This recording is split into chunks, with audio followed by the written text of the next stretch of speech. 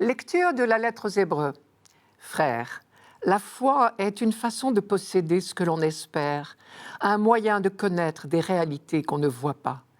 Et quand l'Écriture rend témoignage aux anciens, c'est à cause de leur foi. Grâce à la foi, Abraham obéit à l'appel de Dieu. Il partit vers un pays qu'il devait recevoir en héritage, et il partit sans savoir où il allait.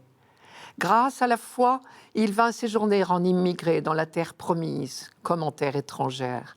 Il vivait sous la tente, ainsi qu'Isaac et Jacob, héritiers de la même promesse, car il attendait la ville qui aurait de vraies fondations, la ville dont Dieu lui-même est le bâtisseur et l'architecte. Grâce à la foi, Sarah, elle aussi, malgré son âge, fut rendue capable d'être à l'origine d'une descendance, parce qu'elle pensait que Dieu est fidèle à ses promesses.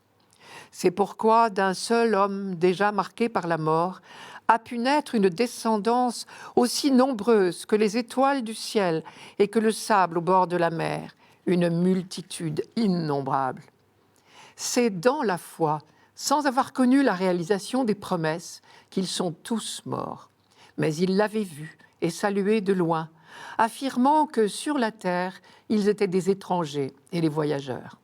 Or, parler ainsi, c'est montrer clairement qu'on est à la recherche d'une patrie.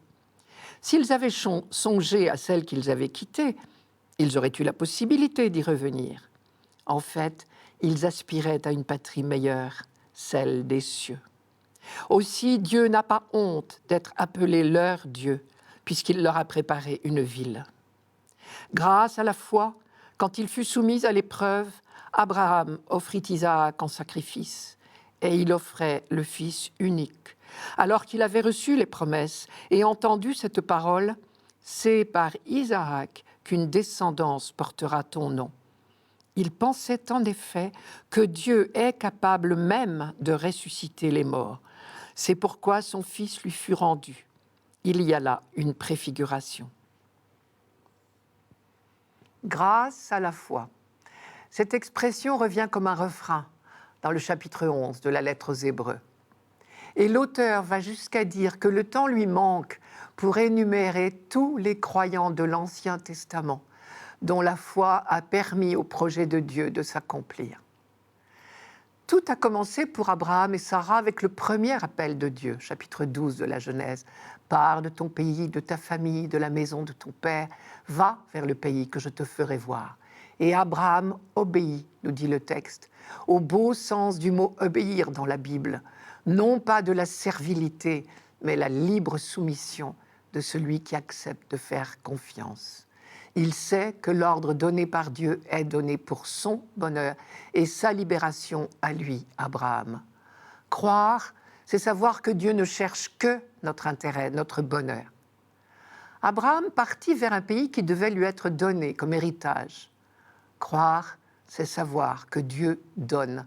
C'est vivre tout ce que nous possédons comme un cadeau de Dieu. Il partit sans savoir où il allait. Si l'on savait où l'on va, il n'y aurait plus besoin de croire. Croire, c'est accepter justement de faire confiance sans tout comprendre, sans tout savoir. Accepter que la route ne soit pas celle que nous avions prévue ou souhaitée. Accepter que Dieu la décide pour nous.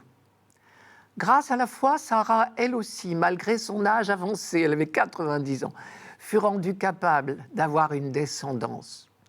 Elle a bien un peu ri, vous vous souvenez, à cette annonce tellement invraisemblable. Mais elle l'a acceptée comme une promesse et elle a fait confiance à cette promesse. Elle a entendu la réponse du Seigneur à son rire. « Y a-t-il une chose trop prodigieuse pour le Seigneur, dit Dieu ? À la date où je reviendrai vers toi, au temps du renouveau, Sarah aura un fils. » Alors, Sarah a cessé de rire. Elle s'est mise à croire et à espérer. Et ce qui était impossible à vue humaine s'est réalisé. Grâce à la foi, Sarah, elle aussi, malgré son âge, fut rendue capable d'avoir une descendance, parce qu'elle avait pensé que Dieu serait fidèle à sa promesse. Et il fallait la foi de ce couple pour que la promesse se réalise et que naisse la descendance aussi nombreuse que les étoiles dans le ciel et les grains de sable au bord de la mer. Grâce à la foi, Abraham traversa l'épreuve étonnante de la demande de Dieu de lui offrir Isaac en sacrifice.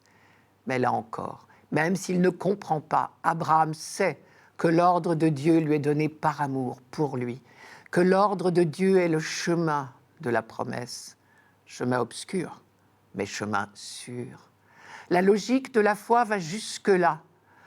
À vue simplement humaine, la promesse d'une descendance et la demande du sacrifice d'Isaac sont totalement contradictoires. Mais la logique d'Abraham, le croyant, est tout autre. Précisément parce qu'il a reçu la promesse d'une descendance par Isaac, il peut aller jusqu'à le sacrifier. Dans sa foi, il sait que Dieu ne peut pas renier sa promesse.